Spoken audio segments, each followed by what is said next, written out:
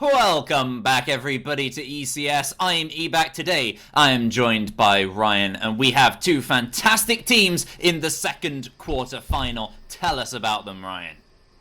All right, we have Machine Soldiers and Team Manic, two brilliant teams, one from the Contenders division and one from the main division.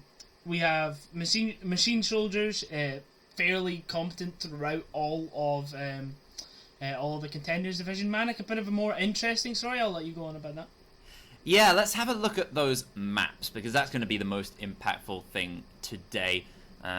In terms of these teams and how this is going to play out, because they have interesting records on pretty much all the maps. Both these teams very capable across the board. And today, what a lineup we have. We're starting on Cafe. That's Manic's pick. Chalet, thanks to Machine Soldiers. We saw that in the last playday. Bit of an interesting game. That's a debatable map. We'll get back to that in a moment. And then the decider on Villa. This is set up to be a really fascinating one if it goes the full distance, Ryan. I'll give it a second because you're drinking. There we go. So, what do you think? It's certainly definitely more interesting than a standard map pool you might find. We were very, very happy to see Cafe and Chalet brought out. So even if it's a 2-0, still fun maps to cast. I like the Cafe pick. I think both teams will be fairly competent on that. Chalet, a bit of a strange one considering MSC played it like last game, I believe. Yeah. Last game they played against Kill's Disciples. So definitely some good counter-strat material for Manic. A lot, considering it went to overtime as well. Oh, yes, certainly. But also it was very, very chaotic.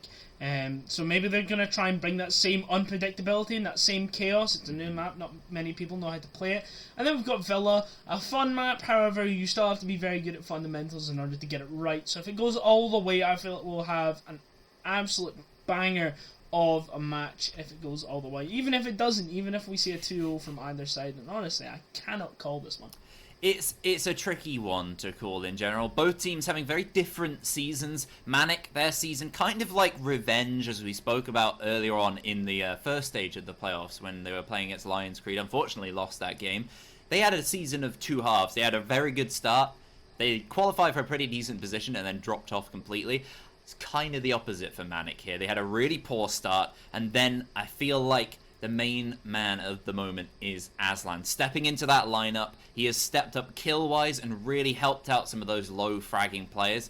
He's going to be a big difference maker. Him and Instinct alongside, really making sure that the kills are the main source of any of that fragging action. That's going to be a big, important thing for them this season. That was the game, Lions Creed Revenge. Of course, Lions Creed, it wasn't on stream, I completely forgot to mention, against Arctic.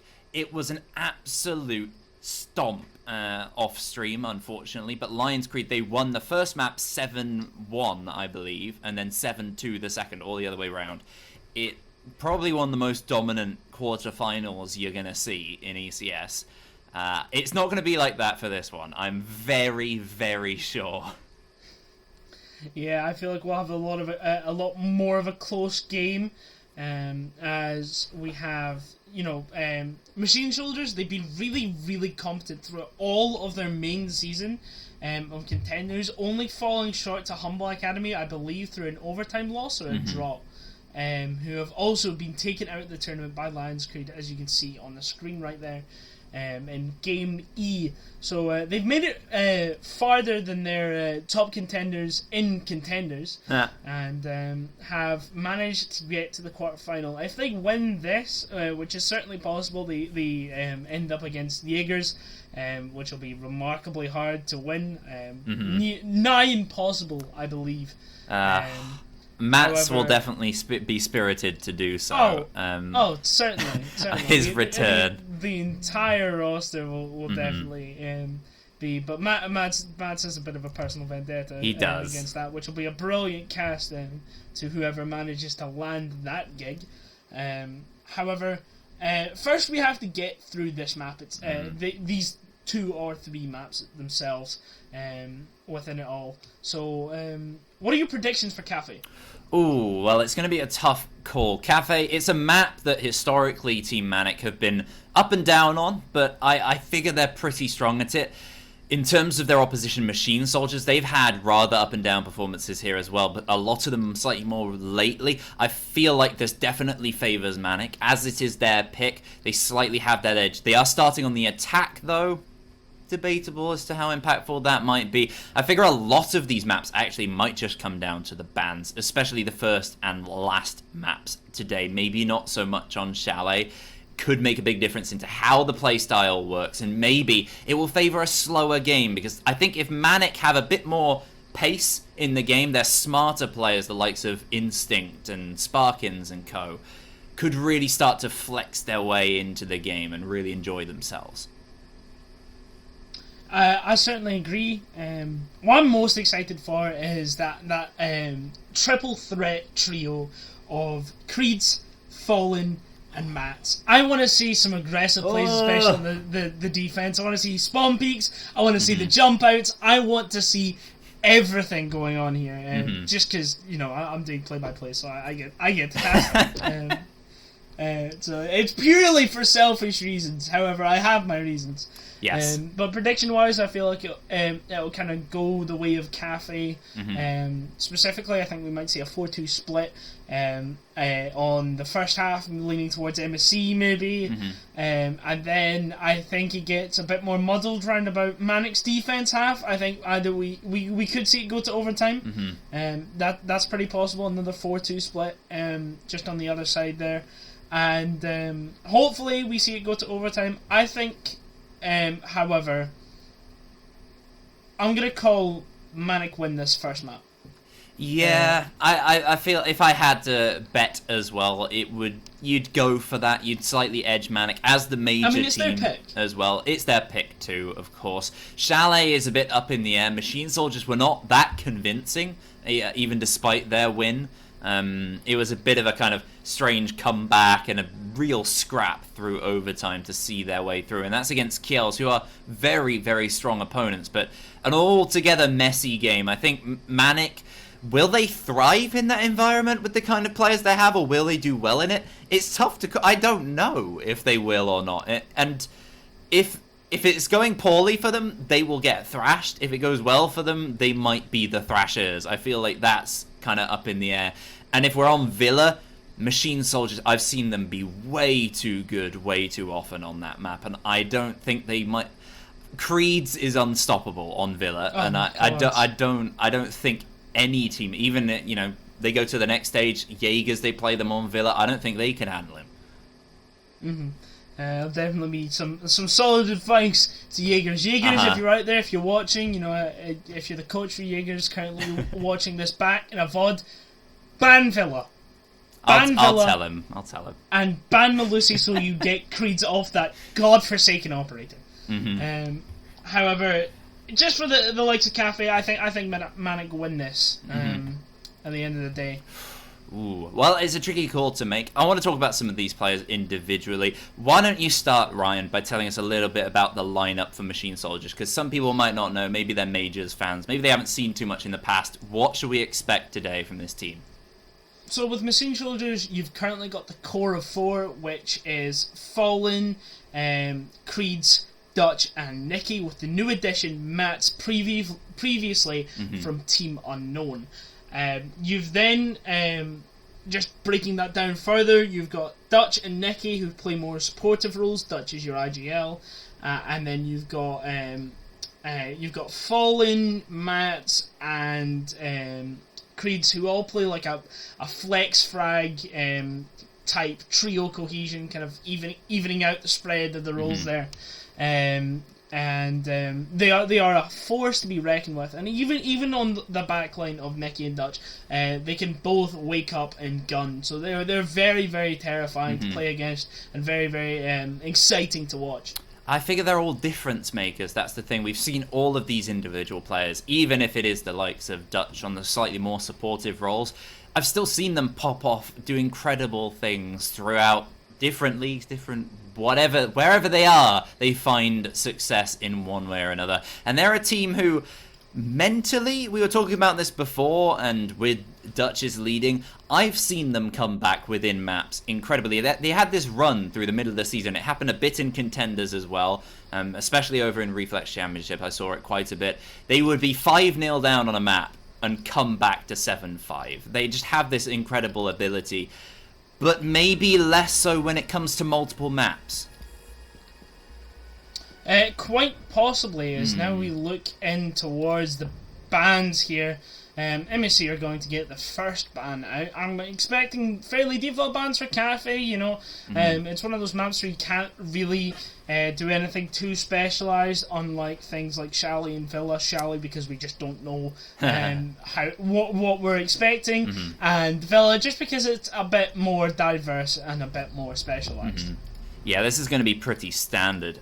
So I'll take a moment just to talk about Manic as well. No use just setting up machine soldiers. This lineup, we spoke about Instinct and Aslan. Aslan, kind of the new boy stepping up. He is pretty much, I think he's 4th in all of the fragging related stats, whether it's KD throughout the league season or kills per map average. He is right up there at the top. The difference as well is the fact that some of the players on Manic's roster who are kind of in those backup positions, Sparkins and co, they are some of the lower fraggers in the entire league. Thankfully for them, Instinct, he is a great IGL. He doesn't die that often. He is the 4th lowest deaths as well, statistically, in the league. So he stays alive, he makes sure that he can lead, but he leads from an alive position so that he can actually influence the things he's talking about. Hopefully we'll see that come out on the attack here, as Ace and Mira were their 2 bans. No real surprise there, but Mira is off the board most importantly because she's had so much play recently in ECS. Yep, Mira is off the board, along with Ace. That is pretty interesting to see. Usually you'd see something like Nomad being banned out, but Manic seemed to want to bring that active flank watch alongside Cade and Mira. You usually see those get brought down. Nothing too particularly interesting on those defense bans, but I'm liking that Ace ban. Yeah, it's quite good. Let me check. Oh, Fexel! I was wondering who that 5th man might be for Team Manic. Hadn't figured that out earlier. I was wondering whether we'd see Booped or not. Fexel has only made 1 league appearance so far this season for Team Manic, and it wasn't fabulous. He went 4-10 earlier in the league season. But that being said, Fexel, in terms of ECS past and history, he has been one of the stat toppers, so he is a big difference maker.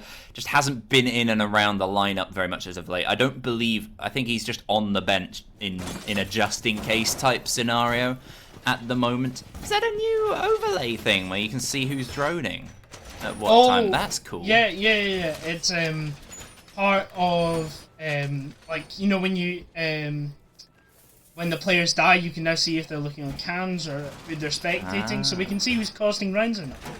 That's good to know. You better be aware, players, because if you're spectating when there's cams available, you're gonna get publicly shamed by you. That's good to know. That's good to know. We're watching you, Hazard, from Jaegers.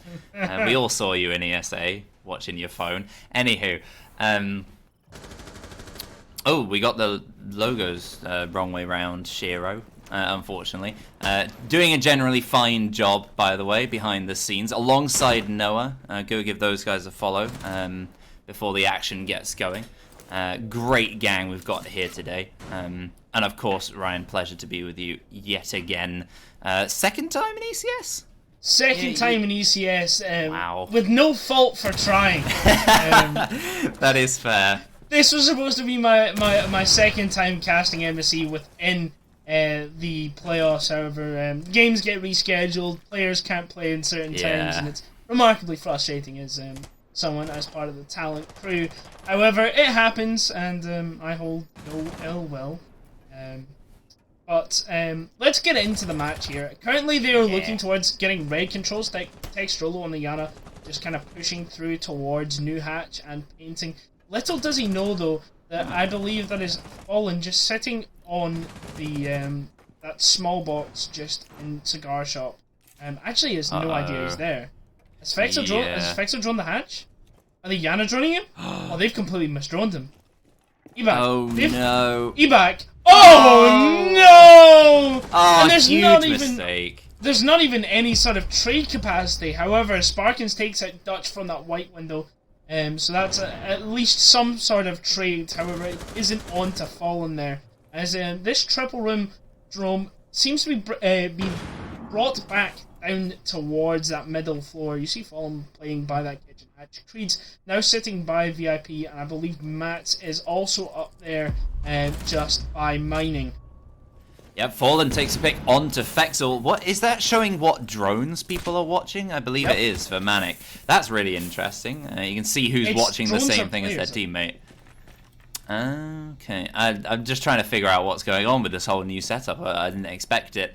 You can see everybody dancing around, figuring out that intel. That's what Manic need to do at this point. 50 seconds remain, low health for Sparkins, and very little ground taken. They're moving down from the top of the map, but they've really not found too much. They've been taken out themselves. They've still got a few players persisting, even spread out within the first floor as well. This VIP hold, the bar, so many players outside, they can barely even push in centrally. Sparkins is going to be fighting across against a lot of players and is taken down. Just Instinct and Aslan now pushing towards VIP. Downs 1, confirms 3-2, 15 seconds.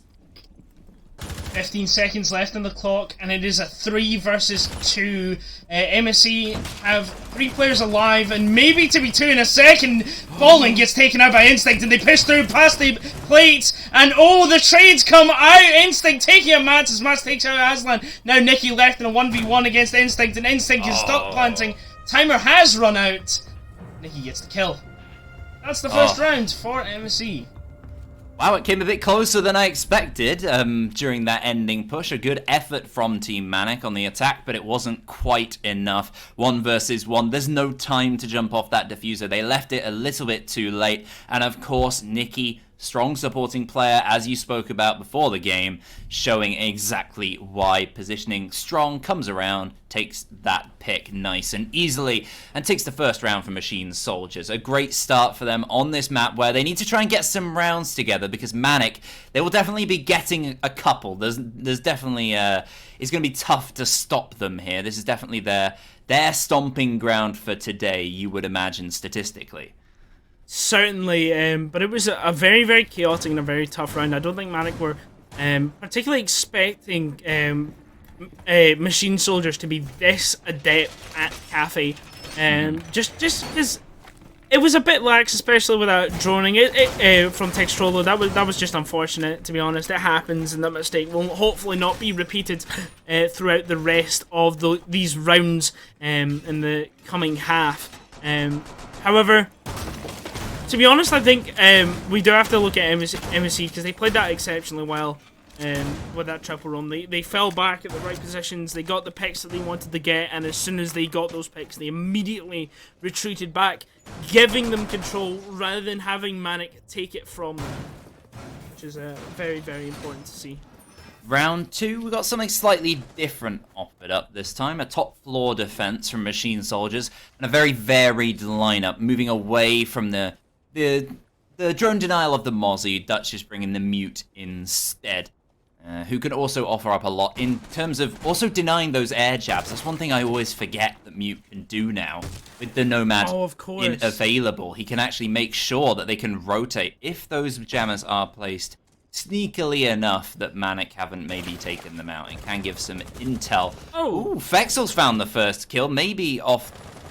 Was that via the intel from his teammate? I don't think so. I think he's just peeked down the skylight. Yeah, I believe he just saw him on an angle to the skylight. Either way, well played to him, as they've now gotten an entry pick on reading here. Or is it reading? It's top floor, isn't it? Yes, top floor. Top floor with a reading hold. That's what I was getting wrong. MSC tend to like their bottom floor C4 type post-plant holds, or plant denial holds, excuse me.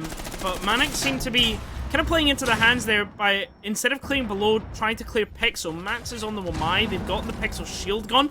Fexel on the double kill, he's doing bits on that skylight area as Textrolo goes to drone out the rest of that central area, that site. But Mats is still a bit of a threat as I was saying that. He takes out Aslan. There's your Sophia gone. As he looks to get a second pick. He's still playing that bathroom shield. Ooh, a missed opportunity from Dutch. How unfortunate. Lots of close encounters here. There's definitely an alien joke in there somewhere, but I'm going to leave that. 1 minute 10 remaining. Manic, relatively efficient so far. Just that one kill back against him. Make it 2 now. Curse of the commentator, as I was saying it, Instinct is down, thanks to Dutch, but a refrag comes out eventually from Text Rolo onto Nikki. That's the smoke gone. A lot of supporting defenders now out of position, and Dutch caught out in the middle of pillars. Just Mats remaining on the top floor. He locates Sparkins, but his position very easily known by the attack. Shut him down, take a round for themselves, 1-1 now. Very unfortunate for Dutch to miss his C4, as it actually had a bigger impact than you might have expected. Because either he throws the C4 and either he misses or gets that kill. He waits and holds that C4 for the plant, which appears to be the point of the strategy. However, I'm not too sure. I didn't make the strat and I don't Plus play he the doesn't strat. expose himself later. Plus he does not expose himself, swing for the kill and try and also kill the Heaven player, because he could have been taken out when he killed the player on the new bulk. So that had a bit of a ripple effect. However, just well played from Manic there. Fexel doing bits on that skylight area, as he managed to shut down 2 people throughout the entirety of that round from that position. So well done to him. Congratulations. Well, it's not quite time to celebrate yet for anybody. It's only 1-1 on the first map. We've got a long way to go until those party poppers start a-flying. It's a top hold extension this time on a reading defense, opting for that over mining, which is somewhat surprising as of late, because ECS teams really do play a lot of mining, which is very bizarre. It's really caught me off guard the last couple of times I've seen Cafe come out, but teams are doing it. Do you have any idea why that is as a player, Brian? I would say just because of the skill disparity between all the teams throughout ECS, it would be more ideal to use pocket strats such as mining holds, as some teams might not have the experience and the know-how to properly combat them, so therefore that might be a reason why it's used more often. I do want to talk about the kind of stock hold that they are currently using over in Freezer, as they've decided to extend over to Freezer and hold it with a shield. I believe that is the Wamai Fallen setting. How did I never put together that Mats is called Mats and he's putting down the mats? You know, I never considered that. He's got some cheeky mats down, and I went, wait a second, his name is Matt. Mats placing the mats. The mats. As Mads or the pogs. Yeah, Mads has got the mats placed down, one under Skylight, and ooh, the feed's gone a bit weird, and one by Inner Bar, which I believe was taken out. But as we look towards the side of Manic, there's not much presence towards the top floor. I believe, well read. They've recognized that there's 3 players playing above, and now you see Textrolo is just within the site. Oh no, it's actually no, it's a Gemini. It's a Gemini. Always check that little icon. I couldn't tell.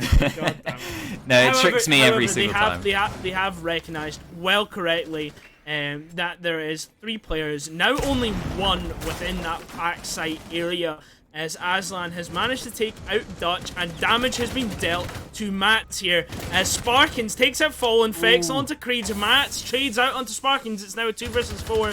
4 players on Team Manic. They're looking fairly dominant here. Nikki playing back with the smoke. Mats gets taken out by Textrolo, and now it's down to Nikki. He's down Textrolo, but now he has to try and deny the plant and deny those fecals and those long angles. It looks like an attempt at a revive from maybe Fexel, as over in Red 90 is Nikki tries to get the picks on, spraying away with the SMG-11. However, there's just not enough ammo and not enough angles for him to peek out of, as he's stuck behind that pillar, and unfortunately he gets taken out by Textrolo. Plaudits to Nikki for the effort, but it was all in vain. With the plant down, huge man disadvantage, very little the smoke can do in that position. Things falling apart very early there for Machine Soldiers, picked apart by Manic, who did a very smart thing. They identified this extended hold and pushed direct. Such a bit of smart play that we love to see here in ECS. It's the sort of thing you don't get too much of, as you spoke about with the teams playing differently in different divisions as well. There's not a particularly huge gap between some of the teams in Majors and Open necessarily, but there is an ever so slight kind of mental thing. There are contenders standard bans and open bans, or ways you like to play sites. That's one of the advantages that Manic have as an attacking team from Majors. They have that flexibility that not necessarily Machine Soldiers have come across a lot this season.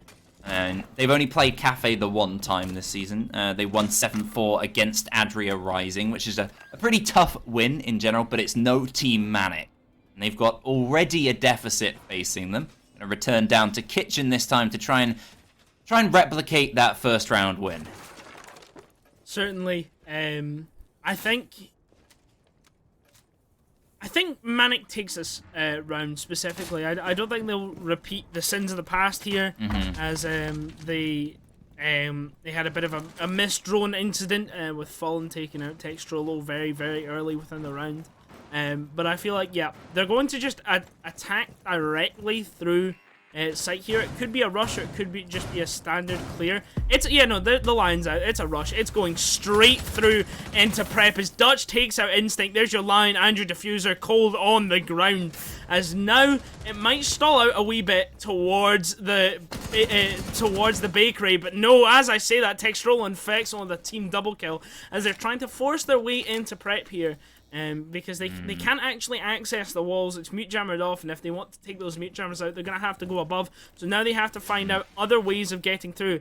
Vexel's in coat check, and Textrolo's by that Harry Potter area. A Gemini Replicator comes out into sight, and a drone onto Fallen. Sparkin swings wide and gets the headshot. Remarkable plays there, leaving it a 2 versus 4. Nikki on site, Dutch above here. Nikki's got all to do here just on that hallway as Textrolo swings in and kills him. Now it's Dutch alone. There is one player holding from his mining balcony while 3 players are below. If he takes this 1v1 and wins it, he might be able to do something, but the stuns come out. He manages to get the down on Aslan. Now he's in a 1v3 post plant here as 40 seconds are left on the clock.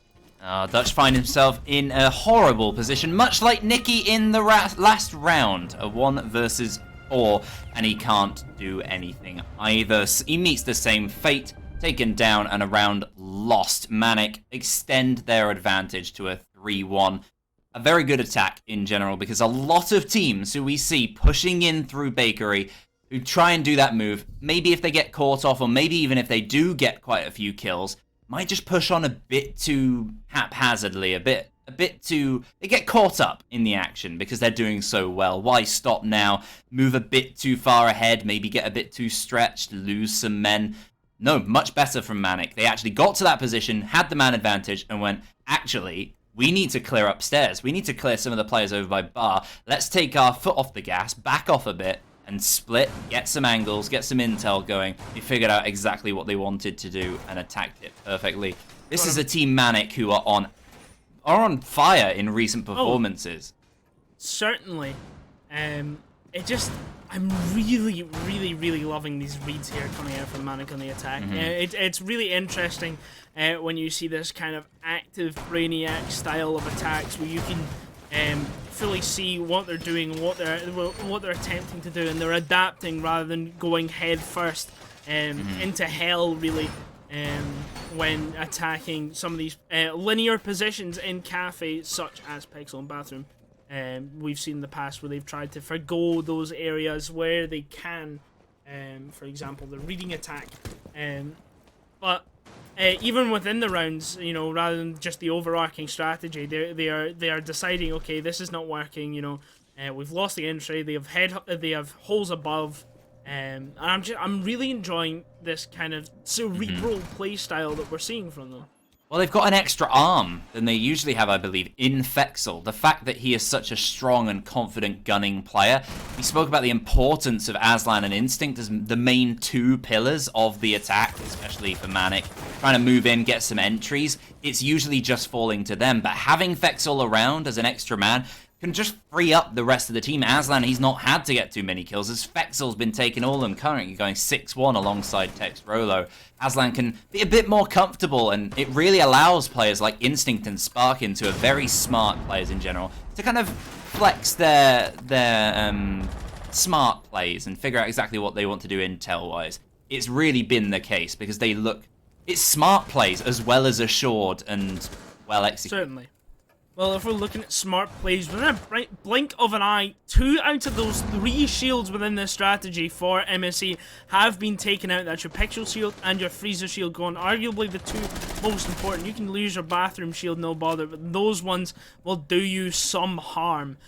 However, Mats has decided to hold a fairly aggressive angle and try and look for a pick to make up for the lack of a shield in Freezer here, and he actually finds it onto the Sophia of Aslan. Well done from him. That's just sitting below. He has no C4 actually prepped, and he's debating running out Helldoor. That'll be interesting to see.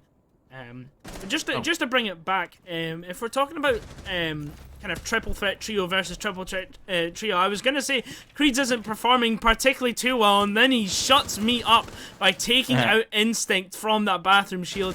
He's proving menacing on that angle there. Yeah, he can just pull anything out from nowhere. He'll get no kills for 4 rounds and then go incredibly nuts. You can just rely on it.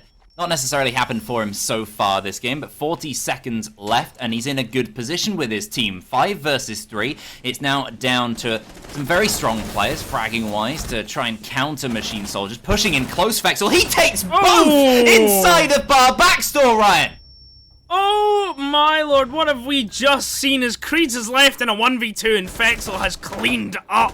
Now in a personal isolated 1v1 between Creeds and Fexel, as Sparkins might look for a position to plant. Yep, he's planting just by the back of Cocktail as their Creed swings into long bar wide. As Fexel pushes back, he almost catches him out. Does he see him in inner bar? Oh, what a shot!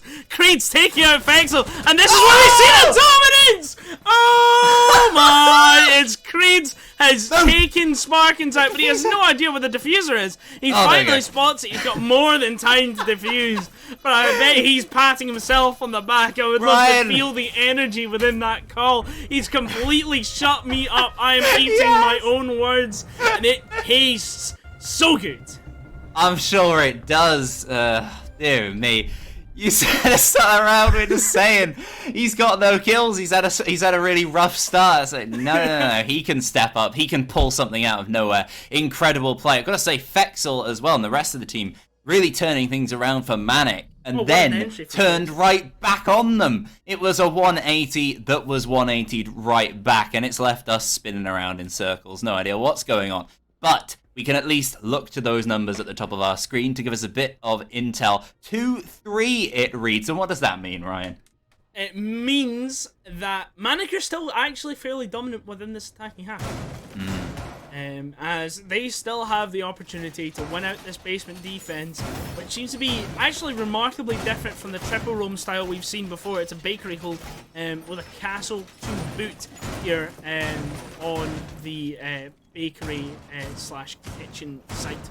And Manic still have the opportunity to win this round and get 4-2 an attack, which is remarkably good, or get 3-3, have Machine Soldiers win this and still be good as well on top of that. So Ryan, who are all these weird people making advances towards you in the chat? I've just had a look. Am I being flirted upon? You are, yes. I have no knowledge of who they are, and I do. Anyways. You're just your huge weird fan base. Oh yeah. My gargantuan fan base of Ryan stands. Fair enough. As we see Manic going for a top to bottom clear here. Aslan, well-placed drone on the white stairs, making sure there is no one positioned there as Fex with drones in towards painting, along with that Gemini replicator of Textrolo. First 40 seconds or so gone, Manic. They just got to figure out what they're dealing with. The extension from Machine Soldiers, especially downstairs, was a problem for them. And again, seems somewhat the case now that they're further down. They have lockdown with this castle setup, so it does help with that roaming play. But there's been a trade in man count. Dutch on the extension is down. And I think that's all the players on the first and second floor. Yes, not first and second, sorry. Third and second. Really annoying being English sometimes with these American floor names. But Americans. Yes. Anyways, continue. Oh, sorry. I took a moment to take a sip of water. 1 minute 30 is remaining. And Machine Soldiers, they're in a pretty comfortable position. I mean, they've lost Dutch, but a lot of their utility is still in place. And they have all this spread across the floor. Team Manic, they came out on top just about last time around, but it's all coming pretty close, a lot of these rounds. And Machine Soldiers have looked pretty solid on the bottom floor. Still got a lot of utility remaining in, especially with those smoke canisters. Nicky, he played it very safe so far, and he's done a great job, but Creeds has fallen. Creeds has fallen, and he's fallen on that Jaeger, so not much utility wasted. However, that gun potential that we definitely saw explode last round has been lost. As Aslan seems to try and make a play towards white. They're looking to clear this VIP shield here, as Instinct has flashed through. It is now a 4 versus 3 on the side of Team Manic, and a well-placed smoke from Nicky has actually kind of floundered their plans to take that map control. Textrolo taking a lot of damage, as I believe that is Matt's on the castle there, just taking him out, and I'm confused on where this is gonna go here. There's so much for Manic to do. There's only 20 seconds left. They just haven't gotten enough done, and with that, Sparkins has been taken out as well, and Textrolo has been taken out, and it's a shooting gallery. The round dies with a bit of a whimper here, as Aslan looks to get a kill onto Fallen, but Fallen just chucks a C4 at him and goes, "Be gone with you." I'm hearing the Zelda Ocarina of Time shooting gallery music in my head as soon as he said that, which perfectly is befitting to the end of that round, which is a little bit funny to see Manic floundering around, having very little time again. It was like that first round where they left it far too late, a bit too much to do, and this time they could definitely not convert it into a win. Machine Soldiers coming out on top. 3-all split is very good for Machine Soldiers on the defensive side. Maybe not as good as they might have wanted. Might want to take it to that 4 or so. As Manic now, they're very strong on the defense here of Cafe. Statistically, can they really make that true hit against Machine Soldiers, who are a very, very strong attacking side? If there's anyone I fancy on the attack, it may well be them. Well, if there's anyone I fancy on the attack, personally, I fancy Creed. That's not the point. Yeah, no, I want to talk about kind of differences between lineups here. We've got Dutch on the Buck. That is the mainstay difference here, as we saw Yana in place of that Buck. I believe it was all relatively the same though. Also, there was a Nomad as well on the likes of Sparkins in place of the Ash. So we did see those change, so we're looking for a lot more of an aggressive lineup here on both sides actually. Textrolo, you see on the Valkyrie throwing those outside cams, maybe looking for the outside information for runouts possibly, hopefully, please. But yes, they're looking to go below, clear those that freezer shield from under, most likely, or they're maybe just looking for Buck flashbangs. I'm not particularly sure, but I will be interested to see. Textrolo is eyeing this jump out. I was speaking about he might be able to get the better of Fallen. Oh wait, no, he takes down Nicky. Fallen is the one who actually gets the kill. That's unfortunate. I think they did a bit of switcheroo. Dutch is making a quick entry. He's dropped down Red Hatch, already putting pressure on Aslan, putting him pushing him, sorry, all the way back across into the site. Bad While that was disadvantage happening, already. Mats has also been removed from the scoreboard. So now you've had your Ash taken out with her Ash charges presumably still in pocket, and your Thermite taken out while he was repelling out the building, so you're not getting Red Wall open, and now you have to try and clear Aslan of all people out of Pixel, and he's got at least 2 to 3 ADSs on his side, and a Goyo shield. So and also a shield and bathroom. So have fun. Also a Renegade. Have fun with this MSE. Also the holes below. So enjoy trying to enter this room of death as Aslan swings wildly and actually looks for a grace outside of that shield. Fallen taking out Instinct there goes your Rooney, and there goes a gate drained on the doorway. Droned as he swings wild and almost misses Dutch. Dutch with the skeleton key pulled out. 1 minute 10 left for this Machine Soldiers attack. A 3 versus 3, certainly manageable, especially now that they've got that kill onto the player. You were building up so much. He's down. Fexel still standing, finds one for himself. Sparkins joins in. Creeds is down alongside his teammate, now just for Fallen. Such low health, and 2 smoke canisters, just a breath will take him down. Very weak. Even the Vector's low damage will see his end. Fallen, I have to hope that this nade could maybe find a player, make his life easier, but it's not going to right now. You have to push towards backstore. No intel, no hope in hell. The first defensive round on their first attempt, Manic. You're talking about Breast taking down Fallen, but unfortunately it was a 9mm bullet straight to the chest, I believe. Fexel, first player to reach double figures within this entire series. Congratulations. And I was hyping up the wrong player because we forgot about the Freezer Shield and the Freezer player, as it wasn't the main focal point for most of the round. Until it was, very suddenly. And Fexel stepped up incredibly well, taking 2 players for himself. As it was remarkably well done there. And now we are at 4-3 Team Manic going down to the ground floor for that kitchen site. I wonder how they're going to play this. I'm interested just for Valkyrie in general with this new change to see who's on what cams.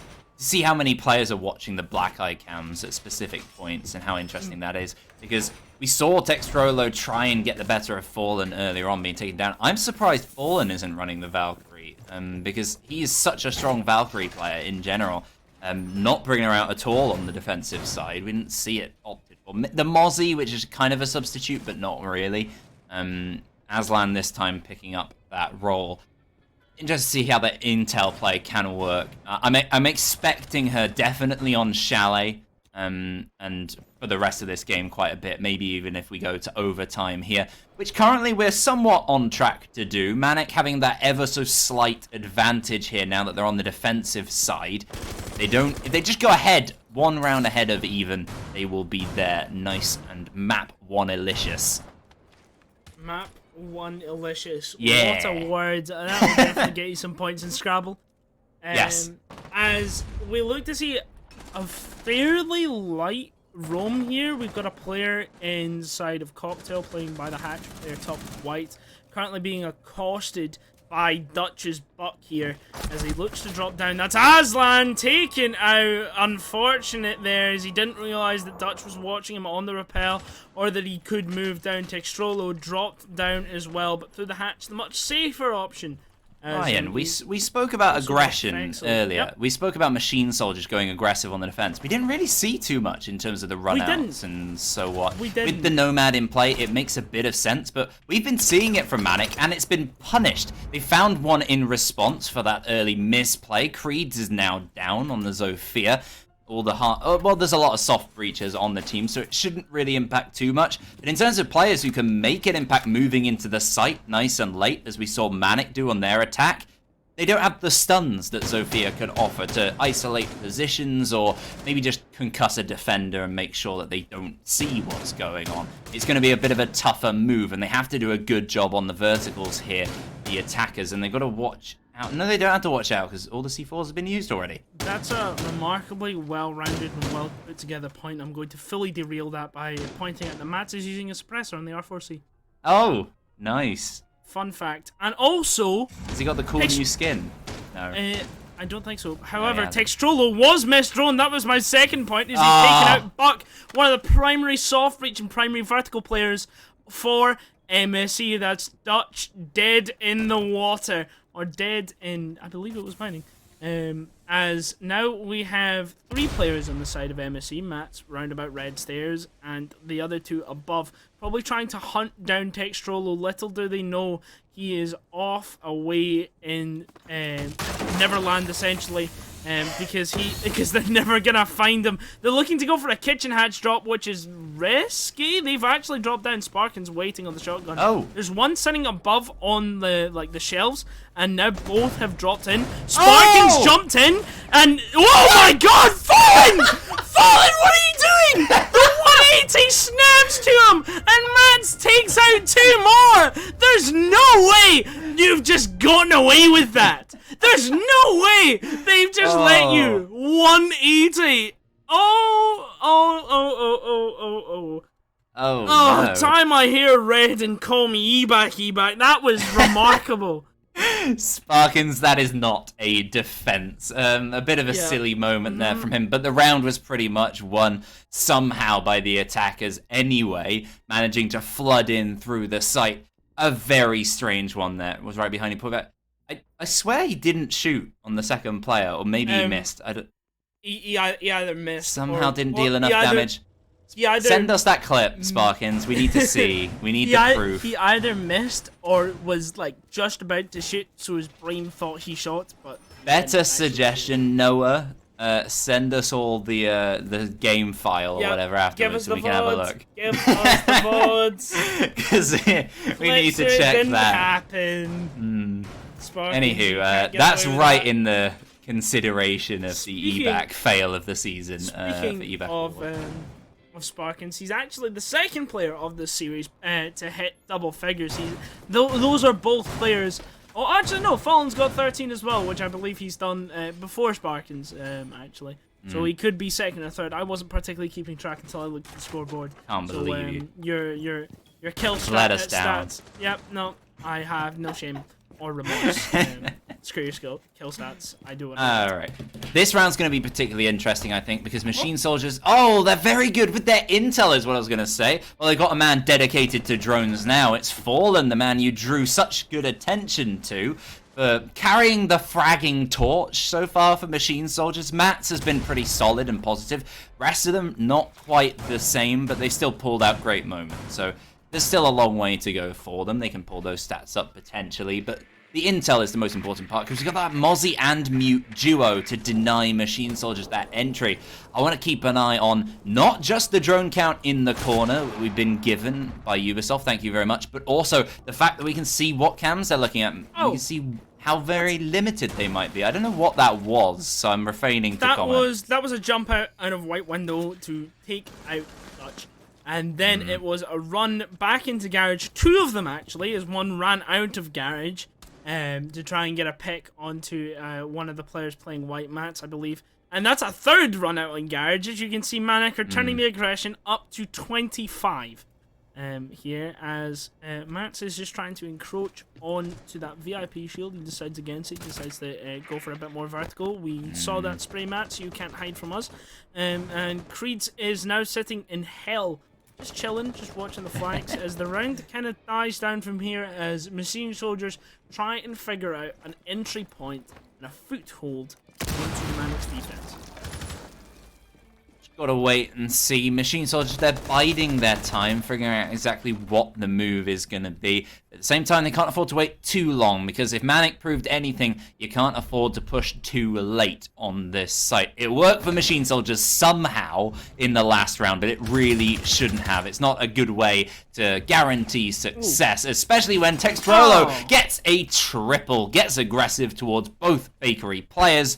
That attack is shut down, and Creeds remains on the top floor. Maybe a tactical timeout to figure out exactly what went wrong, or no, he's just being shot from upstairs instead. Yeah, very remarkably tactical if you call wallbangs tactical. As they're now looking to talk, however, silenced by Sparkins as Creeds, as he is taken out in that red hall. As that was pure aggression. I loved that. As the Machine Soldiers just couldn't find a way in. They looked for the top down. They played repels just a bit too often with the Nomad not on board. You know, Dutch got that cut off on White Window once and he just wasn't able to get it again. They're ready for it. If one thing I've seen that Manic are good at today, it's reading MSE like a book. As soon as they do one thing, the first time they learn, and if you repeat that, you will get punished. It's a brilliant play from Team Manic in general. Just the entire game so far has been, despite the fact that they've not been dominating by any means. They are 5-4 up. It is 1 round apart. That being said, they're playing so smartly. Smart. They're just doing a great job in general. I'm not sounding very smart right now during this prep phase. We got a good. Supposed to be the words, man. E-back. Come on. Damn you. Disappointing. Anyways, top floor hold from the audible sound of my tears. Oh yes, of course. As do you think tears make some sort of audible sound, even if we can't hear it? Do you think it makes some sort of sound? Well, it's supersonic, so only dogs can hear the sound of crying. they sound. They hear tears. Maybe that's why dogs comfort you, because they're just trying to get you to shut up. Maybe that's what that is. Welcome to the Science Podcast with E-Bag and Ryan. Today we analyze tears and can dogs hear them? And are dogs annoyed by them? Enough to comfort you, to get you to shut up. Anyways, I've completely derailed this cat. I think that's true. Through my own headcanon. As it looks to be a bit of a... Calm down, Text Rolo. He's gone nuts the last couple of rounds. After having a bit of a pause, kill-wise, he's taking a little bit of a break, but really stepped up in the last 2 rounds, doing very, very strongly. And again. This is a rush. A quick rush from Machine Soldiers. They're down 2 men, so they've decided, why not? Let's go for it. They get a trade in terms of men. Not great when you're 3 men down. Now, just the 2. I believe that was the idea from the start, just based off the positioning of some of the players, Creeds specifically, on that heaven window. They were going to try and rush into sight and make some sort of play happen. However, they were shot down early, and the pre-fire. Textrolo, what a shot onto Dutch, and you can just see the edge of Vexel, but Textrolo gets his 4th, jumping out. Somebody stop this man, please, for the love of God. MSC, bring it on, man. It's Textro moment. It's fantastic. He's suddenly just clicked into gear. Most importantly, match point they are on now. 6-4. Machine Soldiers, they've been here before though. If you saw the last game against Kale's Disciples, they went to overtime 2 maps in a row and won out both.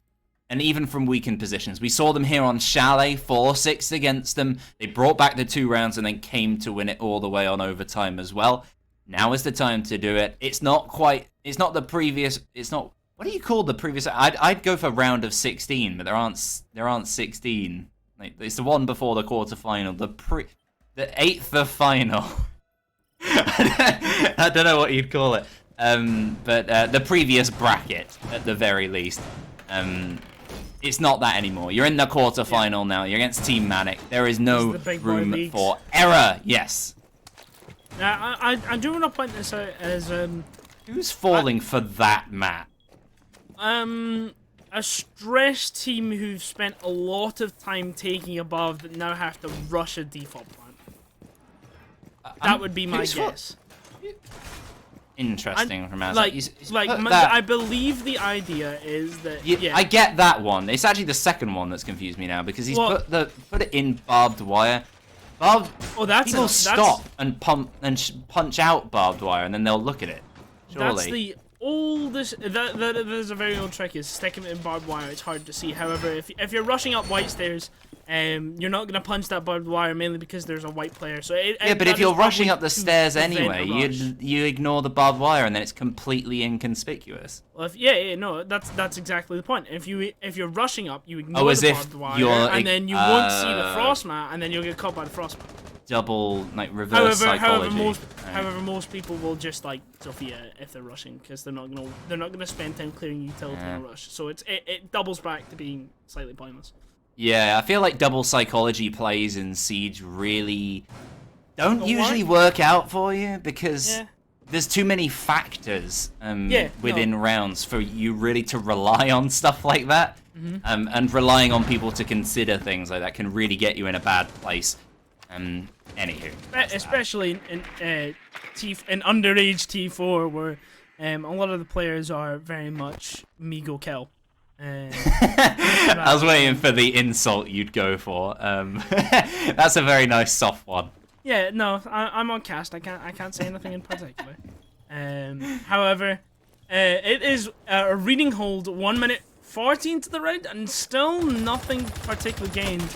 Is that a white rush? Are we gonna see this frost mat actually work? Oh no, it's a bit of a lurk. It's a bit of a lurk. They are looking towards a dining planet, I think. This is so slow though from machine soldiers. It's incredibly slow because I believe they're droning through dining here.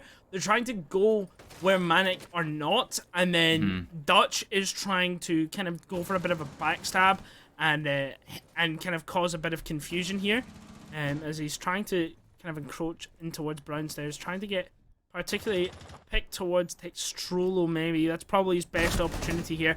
As Nicky finds an opportunity onto Aslan. There goes your Frost. And Fexel trades back onto Max. Dutch is up. And now here comes the push. They now have the red 90 control. Nicky taken out by Fexel. There's still one above on the hatch. That is Fexel himself.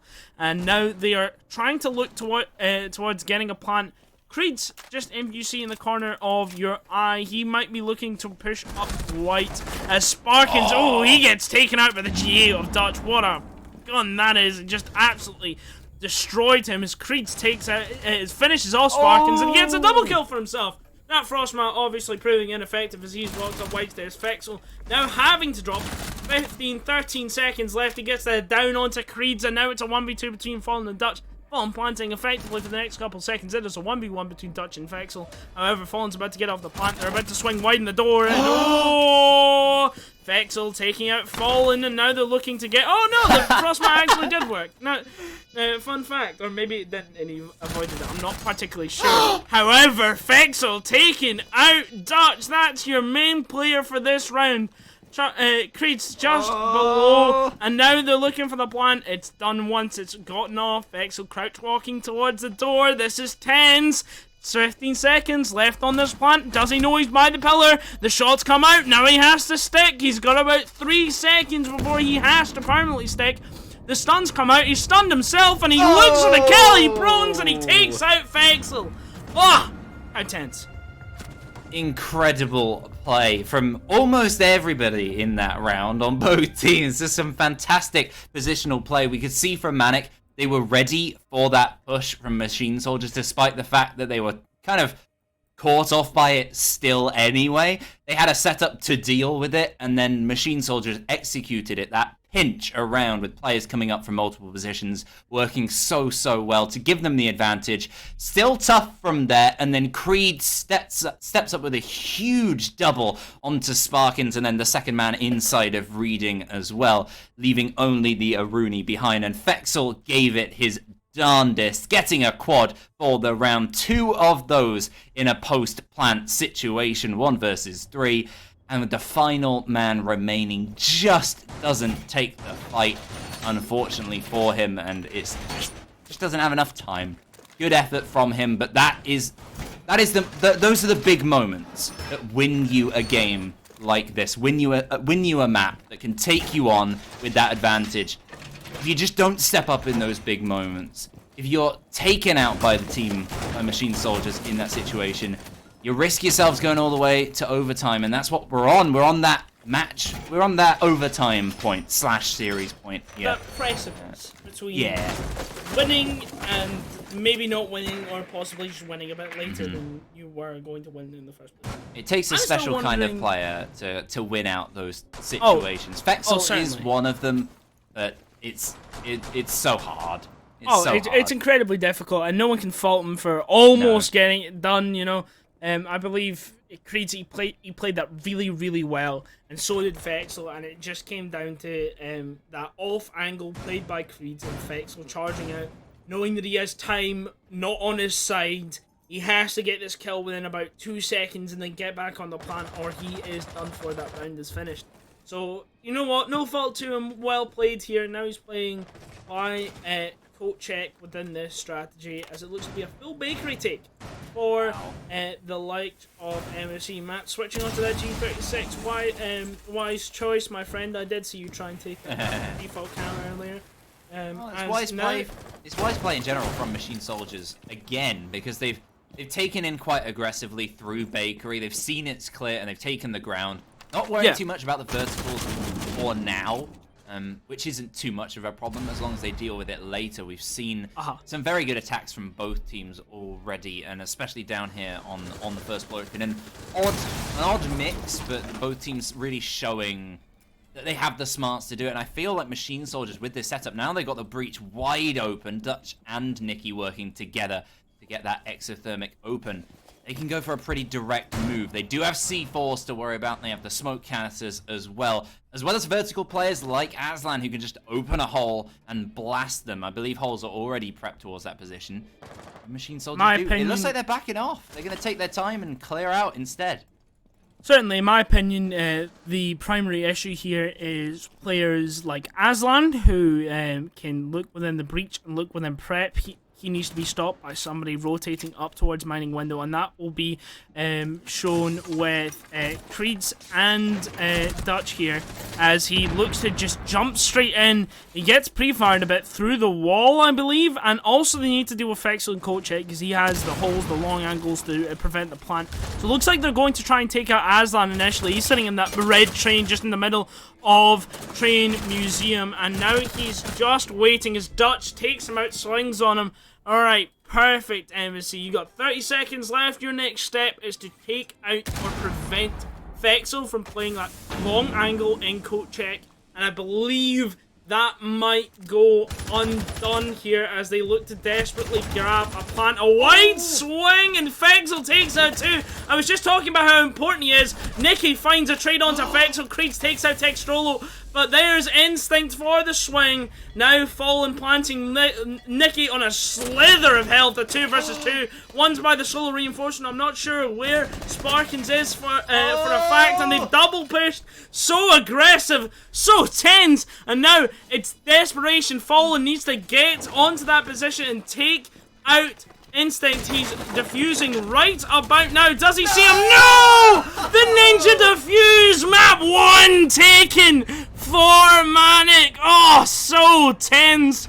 And look, a bit of shit talk in the chat. Fexel talking about how it's free, go next. That'll either maybe shut down the mental of MSE, but if I know those boys, and I do, it will only put a fire in their belly. So I don't know what Fexel's playing at, because he might see a very, very, very tense Chalet next round. Map 1 going to Manic. Overtime on map 1.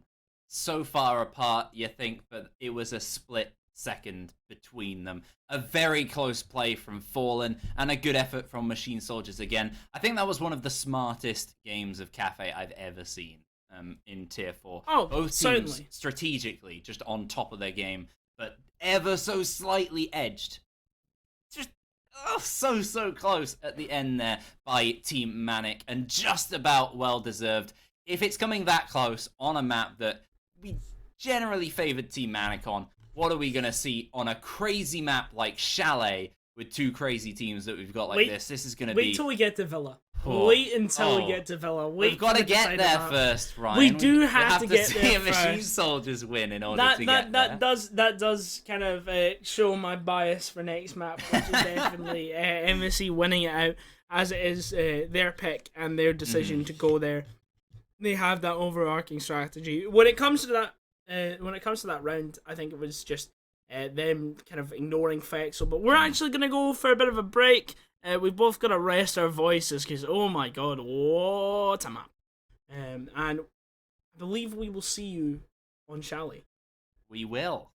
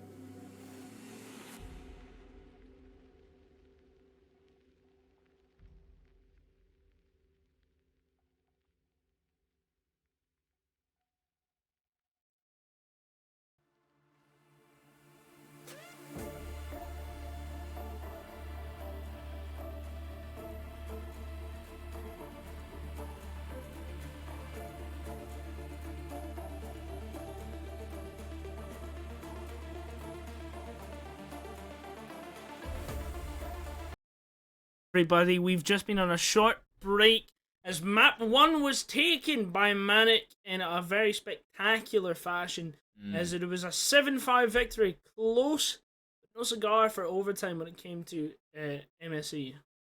No, it came all the way to the final second and could have gone either way. Just the edge for Manic, and that's the sort of thing that they need to do. Players across the board stepping up. We had so much to say about the rosters, and they've all delivered in, well, high numbers.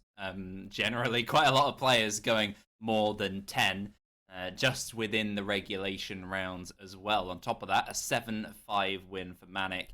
Very close, very close indeed. Chalet is where we find ourselves next. What are we thinking, Ryan? Ooh, I love a bit of Chalet. I do.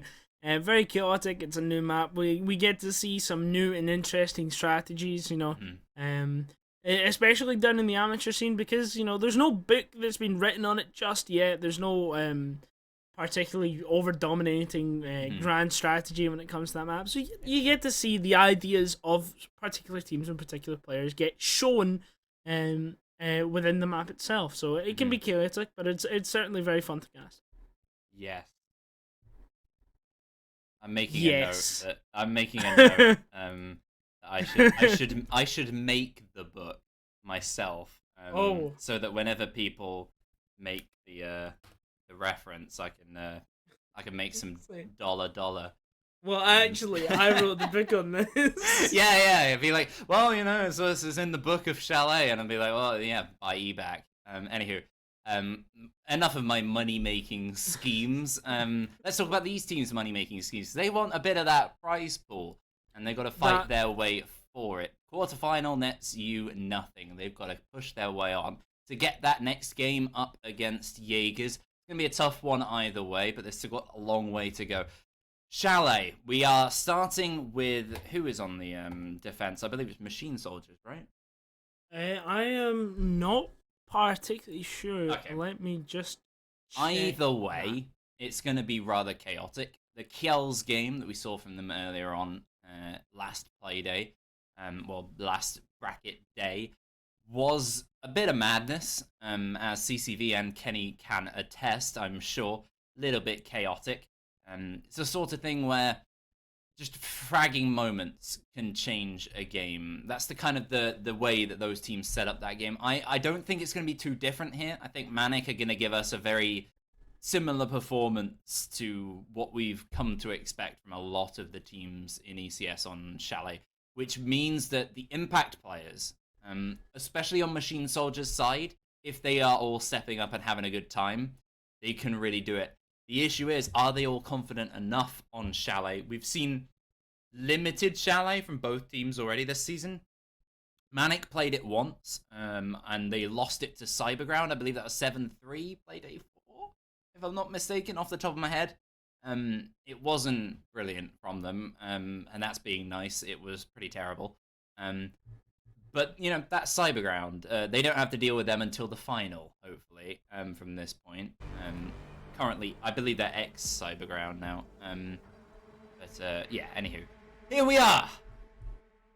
You asked whether those fraggers were capable, and now we are going to see the answer. Machine Soldier starting on the attack. Hey, look, I found out. And Manic on the defense, getting the first ban. So we'll be interested to see the pace that's going to be set. I'm expecting a Thatcher to get banned out, at least on the attack. Maybe we'll see the Nomad get taken out. However, Machine Shoulders might take out that Nomad. They weren't too fond of playing it last game, and they might be not particularly fond of playing it this game. However, we did see that aggression come out for Manic. So if you ban Nomad, it's a bit of a double-edged sword. It's going to be an interesting debate between what bans we see coming out. We've seen Buck, we've seen Sledge. We're going a lot more standard than that. Maverick and Thatcher duo, which doesn't really strike me as the most Chalet of Chalet bans in general, but it does mean we've got a bit more security potentially on some of those more breach-centric sites. I'm thinking the top floor and also the bottom floor as well, the kind of meta of that throughout this game might shift a bit. We might be seeing some slightly different sites attempted here. And that Valkyrie is gone as well, which is probably a relief for Machine Soldiers. Yeah, definitely a relief for our Machine Soldiers, as Fexel in rage has left the game, as he no longer gets access to his beloved Valkyrie, whether it's him playing it or one of his teammates. And as the final ban, again fairly default, Mira gets taken out. Good way of stopping Text Rolo. They didn't find certainly a way to do it. Machine Soldiers on Cafe, so they just decided to take the operator he was doing so well on. But it does mean that Fallen can't opt for them on the defensive side. They're trying to help their attacking, I think, with these bans. It's pretty standard. I think they want to get off to the best start possible and then try and carry that forwards. I think that's a smart plan from Machine Soldiers. They did a good effort of that on Cafe, but 3-3 split, not really enough on a map where Manic are so strong. Here, I feel like a 3-3 split would be a better job, but you still want that ever so slight advantage. We're going to Bar and Gaming first, where that sneaky pick onto the Frost might be catching off a player or two, you'd hope not. Hopefully we'll see a bit of Gaming as Creed decides he's not going to pick the Blitz. Whether that is a feigned rush strat or a missed opportunity at picking an operator, he moves over to the Jackal. But yes, no, I'm excited to see what this Frost does. We see that get picked quite a bit in Chalet, just because of the sheer amount of windows and things you can vault over and through on this map. She's very, very viable. And also just that added destruction, especially when you have the triple threat of Frost, Smoke, and Rooney here. All of them can do a fair bit of destruction, so it works out really well. Yeah, I remember Manic having a complete nightmare here against Robbie for Cyberground earlier on in the season on this particular site. Just being pushed back very, very early and then being shut down upon trying to stop the players from above who'd taken the ground. You need to hang on, Manic. The aim of this particular site is to delay as much as possible. Keep Tex Rolo strong up if he is the player playing that position. I imagine Sparkins on the Smoke would be playing that spot on Mezzanine with a shield. Yes, it does seem that is the case. At least there is a setup. Anyway, either way, whoever's doing it, they want to hold on to that ground as long as possible. Have some resistance as well over towards the north, where a lot of teams push through nowadays. But seems a kind of mix of that and fluke, it would seem. Yep. A library hold for Bar Gaming with a shield on that piano hallway. Popularized initially, I believe, by TSM. You could correct me if I'm wrong. However, I believe. Who are TSM? I only know Team Manic and Machine Soldiers. What? Oh yeah. No names. You'd never heard of them. It's very, very obscure. You're just not cool enough to know about TSM. But oh, what a nade from the half court there. Fexel gets downed. Wow, that looked like it was dropped down by God himself there, just from orbit. that was pretty remarkable. I'm fairly impressed. But we do see a lot of MSC up towards that fluke/office area as Dutch, looking towards taking out the Malusi, as Nicky takes out Textrolo, I believe, on Mezzanine. It's done. They've taken all the control. They've done it so quickly, Machine Soldiers, pushing all these players back. I don't think they know that nobody's there. It is only Fexel. I think he's, mid-fireplace stairs at the moment, but the majority of the ground around that area is theirs for the taking within a very quick amount of time, which means Manic, they are relying upon these site players quite a bit, and they've lost one of them. It's the Smoke. Sparkins is down. Fallen finds a lovely pick with the L85, and it's 5 versus 3. Make that 2. Dutch gets 1 as well. Taking out Sparkins could be the spark that wins them the round. Matt gets down by instinct, and he is just fighting for his life inside of that stock area as Matt almost gets picked up. Oh, there he goes, stuck in the animation. And look, he finds Dutch as well on the double kill. This looks surprisingly a little bit more viable. I'm not going to say winnable because I don't want to curse them. However, Instinct is just playing that power position so well. Fallen taking out Fexel, he was on a slither of health anyway. And now, Instinct has it all to do. Sparkin's team spark out towards the end of this round. It's all down to Instinct. He's done a good job, found a pick or two from a very weak position, but he can't hold it any longer. Just a bit too much pressure. They take the first round. Machine Soldiers, that is. Again, we saw them do it on Cafe. Very good start here on the second map, trying to change their fate around, bring us all the way to Villa. That's the only way they can do it. I definitely think if we do get to Villa, Machine Soldiers are much more in favor in general. But that's quite a long way to go. We've still got to win out this very confusing one. I believe we are pausing momentarily. Well, Matt is begging for a pause. There we go. So I'd hope even Sparkins has joined in. The opposition going, oh, please. But, yeah. Ryan, what does a team do in Manic there on that hold? What's the difference between the win and loss there? It is probably finding someone while you're playing those shields. That early pick on Mezzanine, it looks very kind of unassuming, but Jaeger's in such an important position, especially when it comes to, you know, holding that piano hall window and just holding off the pressure for that blue hall shield. If he gets taken out early there by Nikki on the entry pick while playing a shield, it can go south really, really fast, because now you're fighting a losing battle every single time. And especially with Fexel not being able to reposition as he was needed really, really early, so it was just that early loss of two players. You know, Fexel had to drop the hatch in order to get picked up, as he couldn't get to either the blue hall player or takes Trollo out there, because it's such a dangerous position. He can't be falling there injured, so it's fair enough. So I think it is just losing those two players, having Fexel have to drop off so early, that ends up that is your decision between winning and losing. Because once they get that library control, it's doable if you're in the right positions and you have the right players to win that, but it's significantly harder, which is why the whole strat it exists. Yeah, it's really tough. This site Barn Gaming that is being reattempted here by Team Manic. It requires everybody on the team to do a pretty solid job. It is being reattempted. If one or two players drop off at all, then you're in trouble. There's very little you can do. You got to make sure everybody plays the role perfectly, which is really, really tough against strong opposition like Machine Soldiers, who will pull and stretch you like crazy and make it very tough to hold on to positions, no matter how tough they are. Fallen, he found an early frag grenade onto Fexel, sent from heaven, as you called it, and now Fexel trapped in a corner. Fallen gets the right intel, which I believe he does, because he's sitting on his drone there, and he's found him. Might be able to try and send an aid towards him, and already backing off Fexel. Probably gonna just come back up the stairs. Yes. Yeah.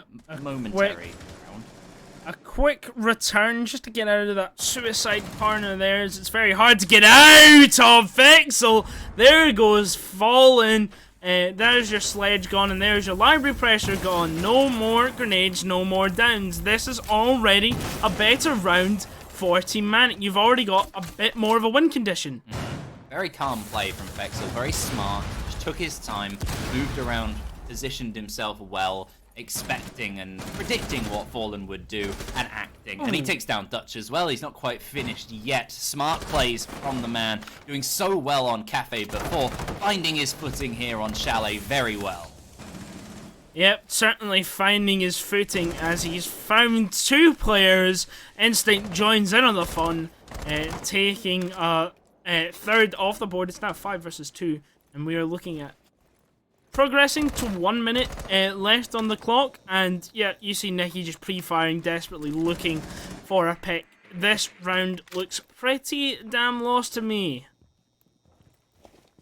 Yeah, there's a lot for the last two men to do. Make that one man, Matt, all on his shoulders. 1 versus 5. A Matt that he's, I mean, personally admitted he doesn't like very much. But he's not too confident on compared to the rest of it. Makes a lot of sense. And I wouldn't be too confident in this position. He's got a lot of players to find. Not too much intel for himself either.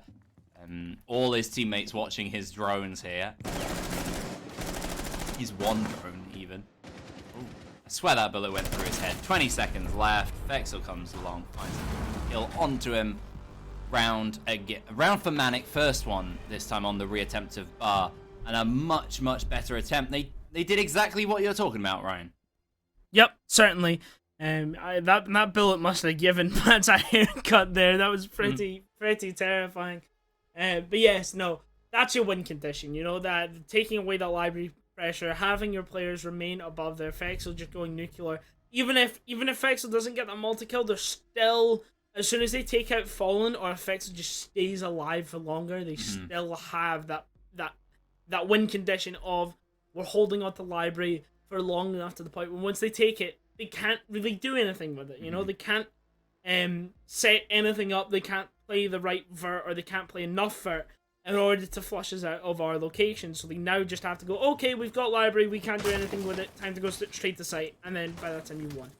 Yeah, they needed everyone to do the best job possible, and they all did, so they took the round. It's as simple as it gets, really, from Team Manic. Now they are opting for a slightly more convoluted site in some ways, because these rounds have been crazy. The Kiel's game in particular, it was just madness. Lots of different teams doing different setups on this particular site, whether they want to open across to the corridor or lock it off, hold different areas. Where are Machine Soldiers going to attack from? Because we've seen them do Solarium moves, we've seen them do split moves, or moving from underneath more than anything else. I'm expecting probably the south/first floor move more than anything else. But it's been a bit of a messy one so far for them. I would point more towards library side, just because of that lack of buck. You know, usually when going for Solarium, you don't go for Solarium alone. But I am mistaken. They are looking to fully take Solarium/trophy. Usually, you'd find yourself with a buck on the board, so you can take off that pressure by the Solarium walls. You can get the wall denial off. You can pressure onto bathroom, get that player at bathroom. That is a brilliant position to play if you're on defense.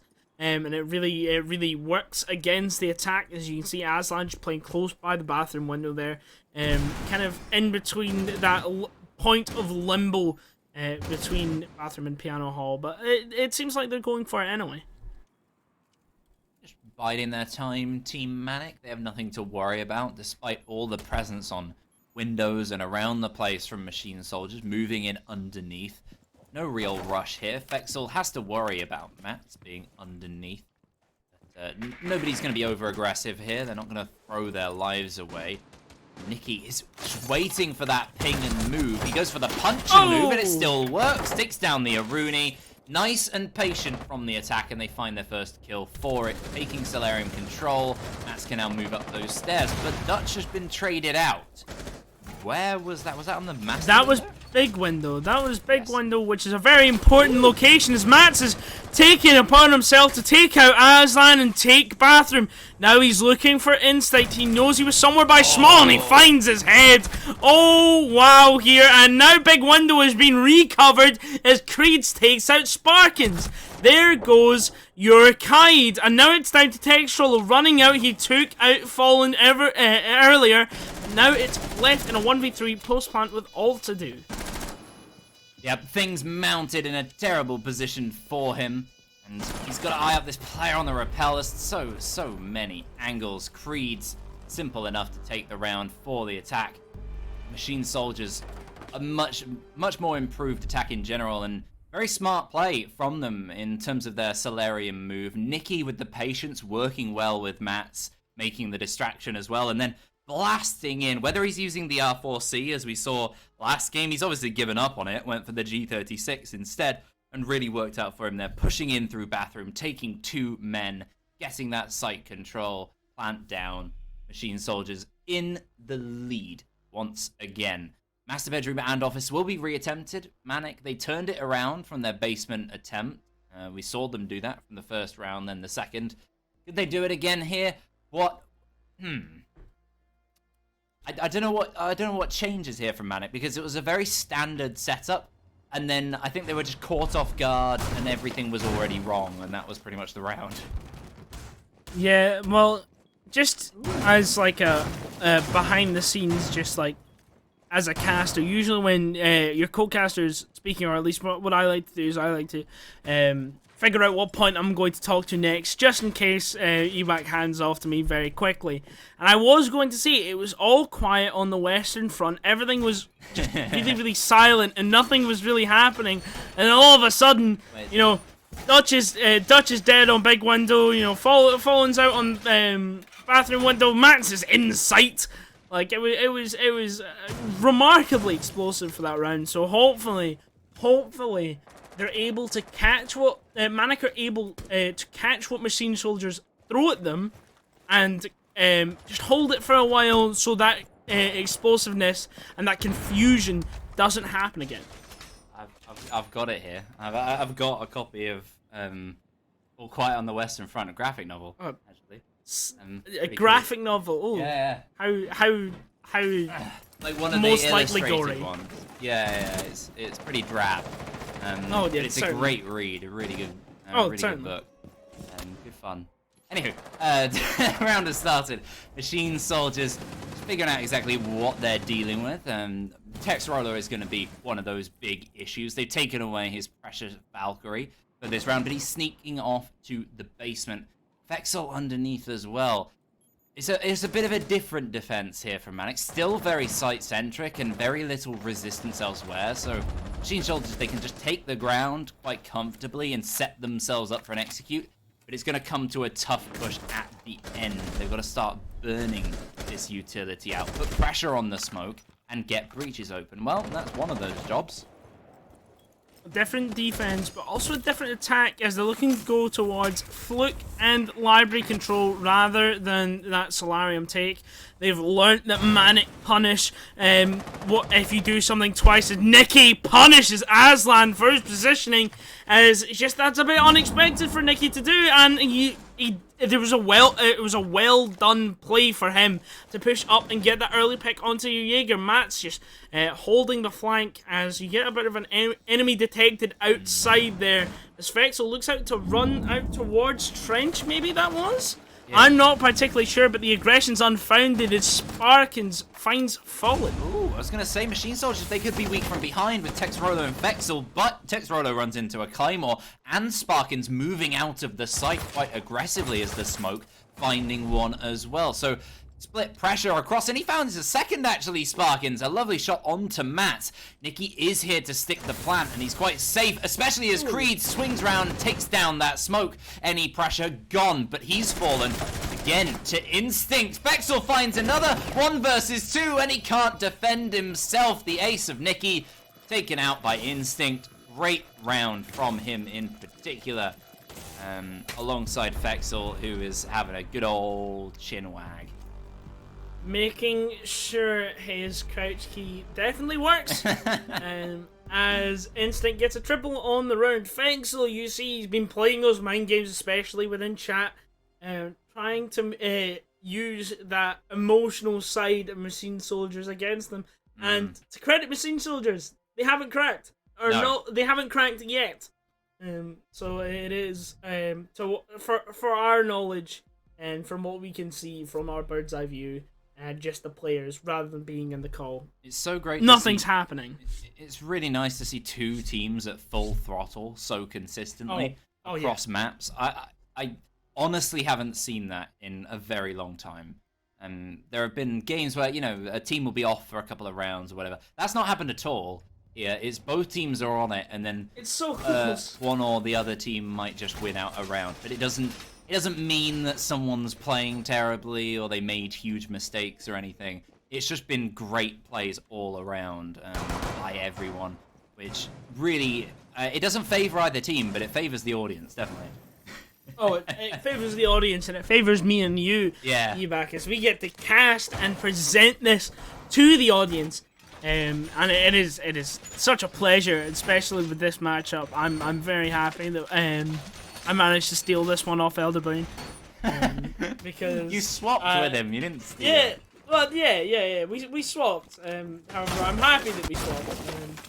Well, he's got the one after this, so he's got Jaegers against the winner of this, which is going to be nuts. Oh, damn it! Never mind. I'm still happy, still grateful, but come on, man. It's a Jaegers versus the winner of this game. It'll be remarkable. Anyways, tangent aside, it is a dining and kitchen defense with a hint of top floor. As actually quite a bit of peppering of top floor as 3 players are playing up there, looking to hold the aggression off from MSC, as they are actually looking to clear them from Library, Fluke, and we have Dutch playing by the big window. I love the flexibility of Chalet with all the sites offering up different ways to attack and defend. There's so much going on here, and this possibly the least favoured site for a lot of teams. It's debatable. A lot of teams like different things. Some teams prefer basement, some teams don't like the top floor very much. But here we find ourselves anyway, and Machine Soldiers, they're going to have to shut down these top floor players, push them back at the very least into horrible angles. That is one of the issues of holding this area. Fexel's under too much pressure and backs away towards Solarium. He's got windows, he's got players. That nade's been pulled out. But he's jumped out of the bathroom and taken down Fallen. Thankfully for the attacking side, they found I don't know how they've downed him. Was that a wallbang? I believe they had a wallbang or shot through the piano window. Yeah, Mats is there. You see that. He got the long angle. I was expecting a martyrdom, to be honest, but Fexel is obviously smarter. He ran forward just to dodge that nade and then ran back in, and he was able to get picked up.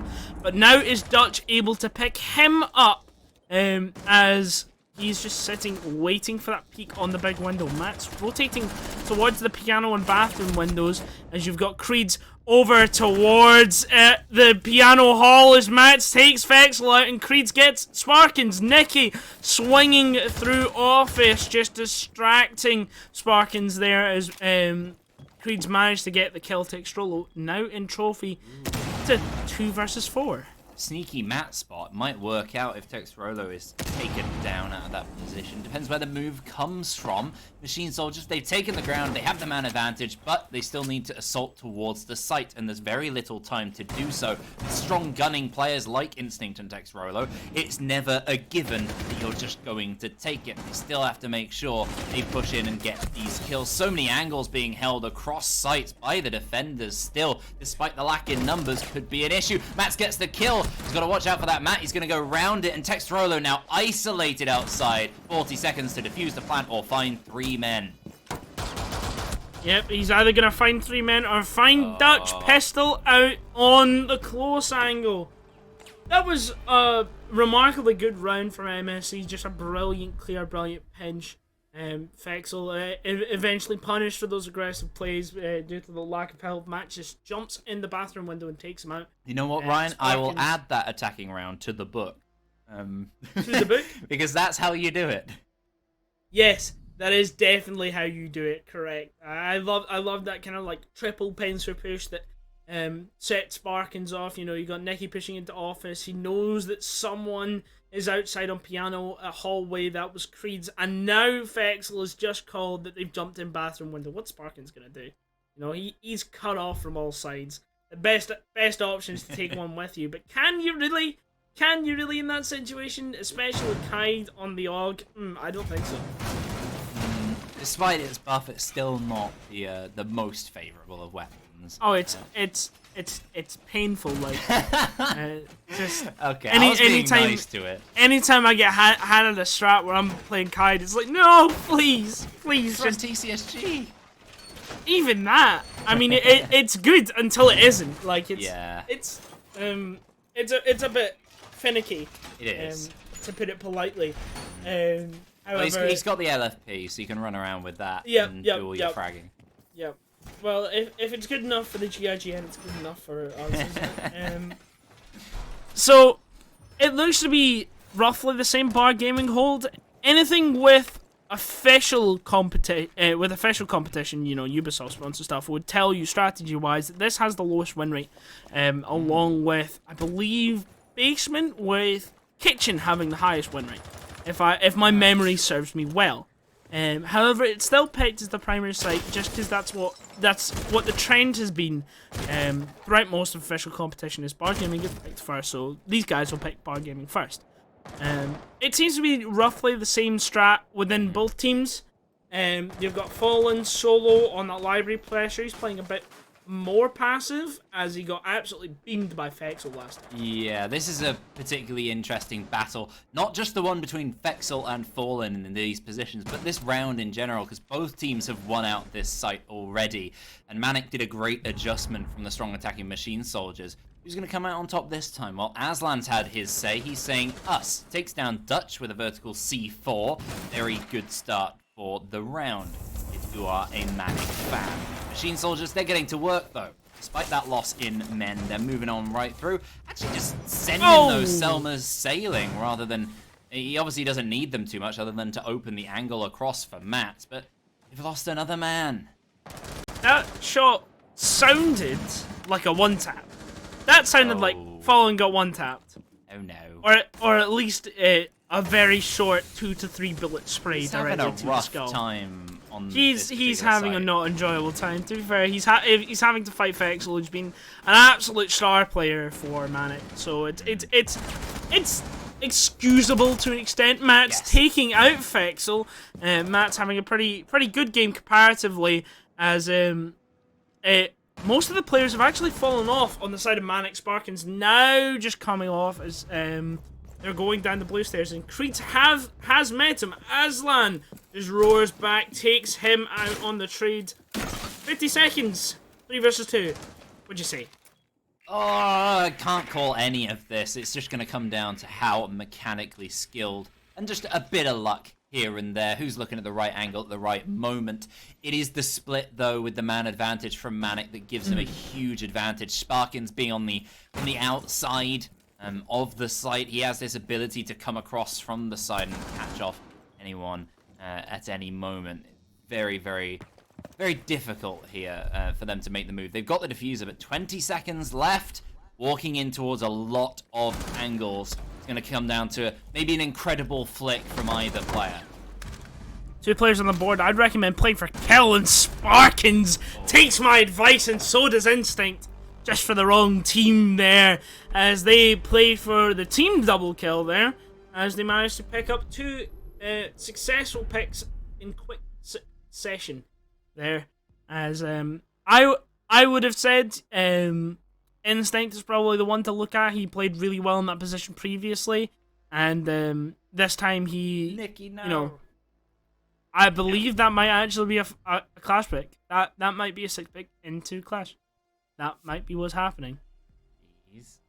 Let's find out. Oh, Nicky. Hey! Oh, hey. Okay, Good right. job, It is a Clash pick. Ebac is now happy. I am. As I was previously completely unsatisfied by this incredible game. disappointed. Absolute. Just miserable. Yeah. Miserable. You could hear it in his just voice there. He's jumping for, I don't know, sadness. Anyways. Jumping for sorrow. Jumping as the for phrase sorrow. goes. Yes. Yep. Yeah, the well-known phrase. Jumping for dismay. Any As Clash hadn't been picked, but Nicky, pleasing Ebac, Yes. as taking Clash, and hopefully does somewhat decently with it. Well, it's certainly an option for this particular defense. She can offer a lot on the top floor here. If Manic aren't playing it right as well, could potentially catch her off. But they have a lot of operators to deny her. Whether it's, the standard stuff you'd expect, maybe an air jab or a nade from Tex Roller, or maybe the slightly more out there of Fexel on the buck with vertical soft angles on a lot of the floor, depending on where she's playing. There are a lot of different ways that they could take out this Clash, or take out all the players around, just pick them off piece by piece, and then leave her for the 1 versus 5. Ooh, but Creed's trying to make sure that it's at least a 1 versus 4 in that situation by finding the first. Will he get it? No, the Gemini locating his position. Very smart play from Texroto, sending that thing in first with a drone straight afterwards. No need to risk as Aslan just comes in. Let me try and get a cheeky wall bang, but he has long gone. Bye-bye, Creeds. Creed's drops his sticks on the ground and reads him right. Time to go as he leaves wine as Nicky has found the buck of Fexel. Flashbang came out and he doesn't know exactly what's that's depressing. Maybe I don't know. He's aim training. Yeah, I don't know. Yeah, oh wait, well, Fexel's already blasting in right under the site and very close here to Matt. We did get that team kill. I think it was because Creeds came past him and maybe scared Matt, so I'm not sure what that was. Quite possibly. Nicky now with less support than before. Matt's the only player across. There's 3 players between the two. There's a lot. Dutch is above though. He is, yeah. So it's going to be a matter of delaying, and they've done a good job of that either way. Despite the lost man, Machine Soldier's in a pretty solid position. Now Nicky, he has to get out of there. Mats takes one, but is traded. Dutch actually finds one straight after that onto Fexel. So it's a 3 versus 3 now. And with the clash back quite close to sight and the low time, this really does favor Machine Soldiers. Trades upon trades upon trades. We wouldn't exactly need to go for those trades if Mats didn't take out Creeds, but we do in fact move, as the saying goes, as now Team Manic are moving to try and take Solarium here. As Sparkins and Instinct are inside. Textrolo round about that piano hall area, if I do remember correctly. Nozer's head high hole just dodge. Oh, right onto Sparkins. Instinct now left to deal with a clash and to deal with Dutch on the smoke. However, he's got the backup of Textrolo and Instinct. Oh, straight through the head as Dutch is gone, falling at a tight angle. They're now within the sight. The callouts from Nick. He's going to have to pull that shield away and look for a gunfight here. Or maybe the flank's going to go out as the Nomad. Oh, no. Oh, it's a 1v2 with a clash. Oh, God. That's... And the question marks. The question marks come out as Textrolo gets a quick double kill. How sad. Oh, the biggest weakness of a clash, an unexpected deployable shield in between sites. It's not what he needed to turn away, take the moment. Unfortunate. Very good play from Nicky in general, but just not. I feel like it's just that air jab made such a huge difference there in the end. Great use of utility from Sparkins to see Team Manic to their first attacking win. So close, but yet so far for Machine Soldiers. Again, they find themselves behind, and right now, Manic just seem to have that edge over them, and especially with the first map already in their hands, things are starting to look troublesome for Machine Soldiers. That being said, cast your mind back to the previous play day, anyone watching in the playoffs. Gel's Disciple, they took map 1, which was Villa, by the way, which is our next map coming up. Machine Soldiers, they were down. They were down a map, they were down in rounds. We were on Chalet. They brought it back and won on overtime. Then they win on overtime on Oregon as the decider. So still a long way to go, but serious danger alarms kind of sounding right now because Manic are on a roll. Manic are on a roll, especially... Yep, that is what you said. Especially Textrolo, who is currently... Actually, no, Instinct and Fexel, looking at the scoreboard, are currently the most successful players. Textrolo following close behind. And right now, we're looking at the setups here. It's it's the same setup, actually. Yeah, it's the same setup. Hopefully, a bit more communication. Creed tells Matt if he's walking through a doorway, so that unfortunate incident that shall not be named doesn't happen again. But I don't think it will happen again, as Manic are pushing a completely separate area, library side. Again, Nicky rotating himself fairly quickly. Creed's on bottom blue to support, as now they are just waiting for them to take that library control, which is what they're giving them, and come to Piano Hall, where the real fight begins. Well, 1 minute's gone. Manic, with their intel, they've figured out what they're dealing with now, to some degree. And the Geminis are definitely going to help with that alongside. They've got the Clash. She's in a different position here. A slightly more standard hold. Don't see her too much over by Solera. Definitely more in this piano position. Potentially pinchable from some of the windows, but you're very exposed as an attacker doing that sort of hold anyway. So they're going to have to put all their utility towards this side, as it seems they're doing, because all 5 men currently south facing towards the north, where Machine Soldier's sitting quite comfortably. A lot of utility, and not too much time to hold on to either on top of that. Yep, not a particular amount of time, and Nikki is proving very difficult to clear here. A bit of damage being dealt to him and Fallen. However, nothing has fallen on the side of Machine Soldiers, as Manic have now actually managed to get that mezzanine wall open. You've got 2 players on foot. However, Nikki sees that long angle. He can see all the way through those breaches, but he's losing a lot of ground here. That line has been drawn. They have that office all the way up to half wall, and now he can't really aggress past that piano door lest he wants to risk his life. Flashbang comes out, and hopefully, yep, he sneaks past the shield unlike last time. And now it's a deep side push. Vexel and Instinct deep by the reinforcement. The quick beat comes out, Fallen taken out, and Instinct is planting. Dutch throwing the smokes out, trying to deny the plant.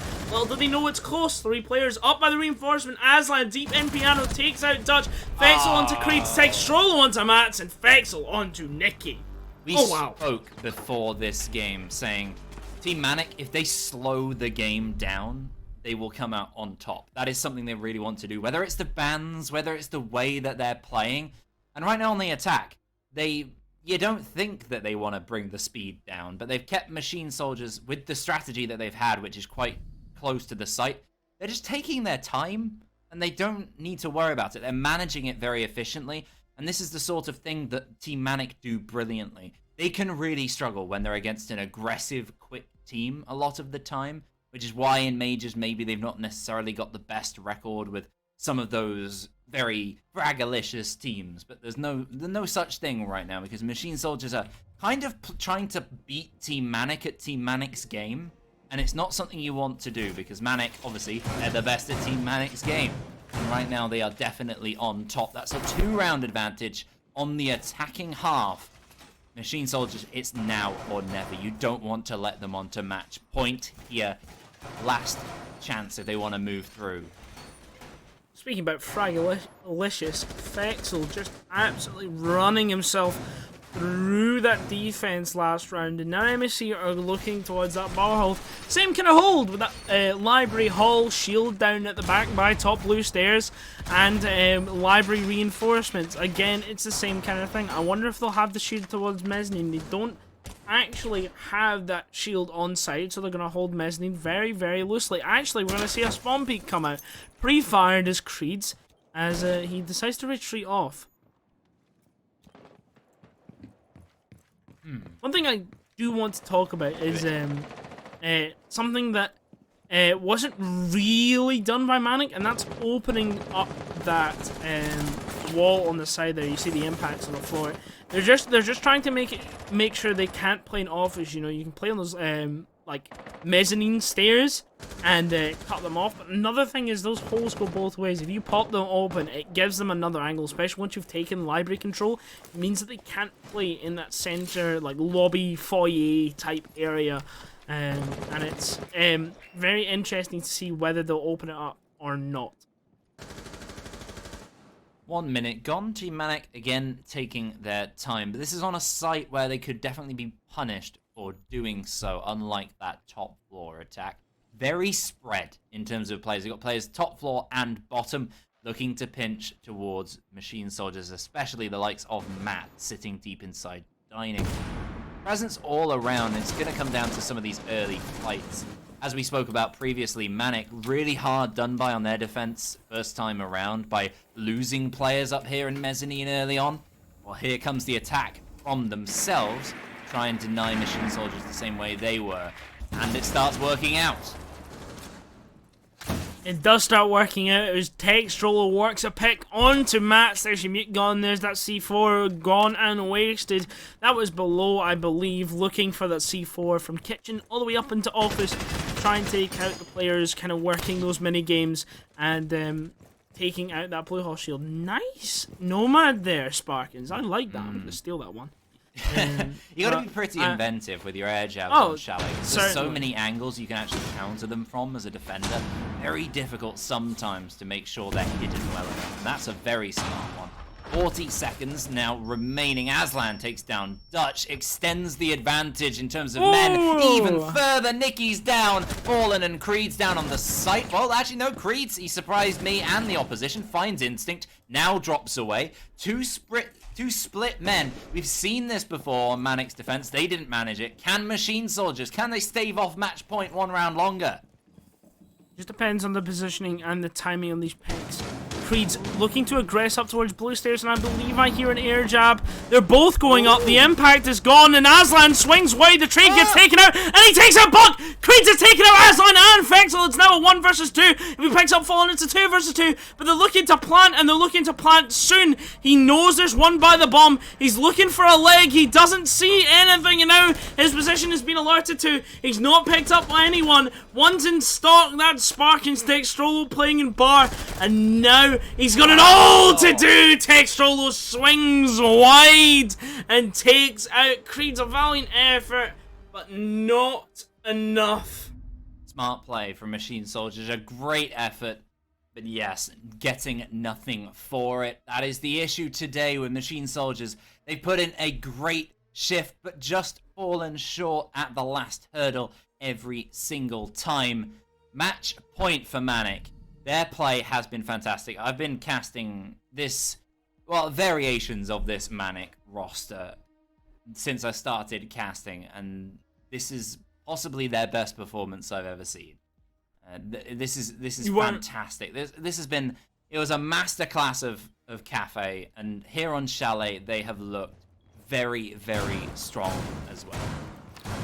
We were saying before we entered into map 1, Instinct is ECS royalty, as you put it. He's been around for an incredibly long time, no matter the iteration of the roster. And to be honest, I gotta hand it to you. If you're sticking around contenders, majors, open, anywhere without being dropped, relegating, or just deciding to leave yourself, it is pretty darn impressive. As it is usually the way of T4 Siege that players come and go, and usually, you know, it's a bit volatile when it comes to roster changes and just decisions to go other places. As most of the players are kind of younger and therefore deciding what to do with their life. Yeah, definitely the case a lot of the time for the majority of these players. If I'm not mistaken, I think Instinct's a bit older, but I don't know. Maybe I'm thinking of somebody else. Anywho, Manic. Very, very close here to a semi-final position, which is just incredible given their position earlier on in the league. The first couple of play days, they were rock bottom alongside Bulldog, having a really rough time. Thanks to a couple of the dropouts, plus the acquisition of Aslan and a new kind of team spirit forming, they really have pushed their way on up and done themselves proud here. And they've already moved in. Vexel, nice and quick, shuts down Creed's, actually. Pushing him back with the support of the Gemini of Textrolo. Great intel work. I mean, we've been seeing some incredible Iana plays as of late in ECS. Well, 5 versus 4 for the side of Manic, and they have it all to do for them. They win this round. It is 7-3 on the 2-0, and they go to fight Jaegers for that finals position or for that third place position in a further match. However, Machine Soldiers, 3 more rounds and it's overtime. You gotta keep that spirit with you. Nicky just playing close up by that half wall. Damage being done to Mats. I'm not particularly sure where from, maybe one of the Fluke players. They've now realised that after placing the aces down, Instinct has now realised that it is mute jammed, and maybe they are looking towards taking out Piano. Dutch, you're swinging wide into half the team. Sparkins is down and Nicky takes out Fexel. I believe on Fluke, But that is probably not the play here as Max tries to regress, take that piano position. This is the power position, and it has been lost by MSC, and that's a deep nade. Oh, it was meant for Nicky. 1 minute 10 left in the round. Yeah, it didn't quite land, unfortunately. The pulse giving a lot of information from underneath, but it means no presence on the site, and it's no support for Mats and Nicky here, who are... Well, certainly Mats is on very, very low health, and it's a tricky position. Both players moving into piano. Yes, Sparkins and Texrolo taking that ground. Nicky got a kill vertically, but 2 players right in front of him. His attention is split, and down he goes. Mats and Fallen, the 2 players remaining. 40 seconds to hold on for dear life, or Team Manic are sailing towards this semi-final. So many pings to call. So many players to kill with a C4, potentially. Just the one, but it is the planting player. 30 seconds left. Sparkins takes that diffuser. He's going to plant in the corner. Texrolo to cover both low health. All in the hands of Fallen here. Fallen just creeping up those blue stairs. They have an idea of where they could come up. You saw Texrolo there just free firing as he shoots off the Nomad. He also shoots a drone. Position has definitely been position has definitely been alerted to as Sparkins. There's the shot. There's the call, and there is the headshot to get the 2-0 for Manic. Vexel, just to rub a bit of salt in the wound and then a bit more, calling it free. 2-0. 7-3 on Charlie. Definitely not. A great bit of play from both teams. A very strong performance. Bit lackluster from Machine Soldiers. Potentially, we spoke about the kind of back and forth nature that Chalet can have, and will that favor Machine Soldiers? They're not too strong on it necessarily. It was kind of a question mark as to maybe Manic aren't as strong, but they really proved that they are a team to be reckoned with. In the semi-final against Jaegers, they've guaranteed that spot, so we now know our final bracket. If we could get that up, it's going to look absolutely fabulous. And most importantly, for the first time in a very long time, I don't think I've seen it at all since I've been here in ECS, all majors teams. All majors teams. On one half of the bracket, you have Cyberground and Lions Creed, and the other you have Manic and Jaegers. Ooh, what matches they are going to be here, as Manic have 2 old Machine Soldiers, and are now moving on to that second semi-final for a spot at that grand final best of 5. And that, I believe, how much do you get if you win first place, EBAC? You've been round longer than I have. I think it's something along the lines of stupid amounts of money for a team. So, most players in these teams are going to be very excited at the idea of winning. Some already have Lions Creed and Jaegers, to be specific. But unfortunate for MSC, that's them gone, that's them out. It was a good run, however, they were not able to best Manic either Cafe or Chalet. They just couldn't adapt, or they just weren't playing a playstyle that suited them or suited what they were playing against there, in my opinion. And it just ended up with them unfortunately losing 7-3. I was just checking my old stats from EEG Season 2 to see how Fexel and Mats and co were doing. Both of them right at the top dominating the stats, and we saw a performance that echoed that. Consistent players in skill, they're never going to stop. There's nothing you can do to stop these men. Manic on a complete roll at the moment, really ending off the season very well in majors, and they've continued that here against the toughest contenders has to offer. Now they're all the way in the semi-final. They have the toughest that the majors has to offer, Jaegers, and then the other game being Cyberground against Lions Creed, which is quite a task for both. It's really tough to call, but either way, we have a great setup for the next couple of play days. It's been a pleasure, Ryan, to be alongside you. Shiro and Noah behind the scenes, great stuff. We will see you next time for the semi-final. I believe the first one will be Cyberground against Lions Creed. Actually, I believe that's the one I'm doing with Elder Brain. Anywho, we'll see you there. See you then.